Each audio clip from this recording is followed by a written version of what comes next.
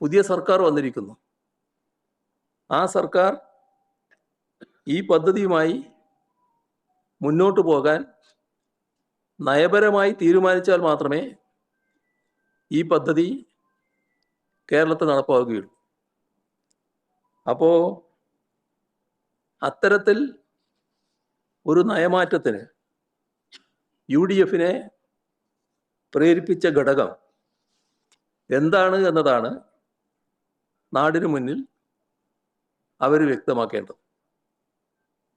കേന്ദ്ര സർക്കാർ ഇതുമായി ബന്ധപ്പെട്ട് എന്തെങ്കിലും പ്രത്യേക അറിയിപ്പ് സംസ്ഥാന സർക്കാരിന് നൽകിയിട്ടുണ്ടോ? ഉണ്ടെങ്കിൽ അതെന്താണ്? പദ്ധതിയെ അതിനിശിതമായി എതിർത്ത UDF ഇപ്പോൾ ആ പദ്ധതി അംഗീകരിച്ച് നടപ്പാക്കാൻ തയ്യാറായി മുന്നോട്ട് വരുന്നതിൻ്റെ ഉദ്ദേശശുദ്ധി അവർ തന്നെ വിശദീകരിക്കേണ്ടതാണ്.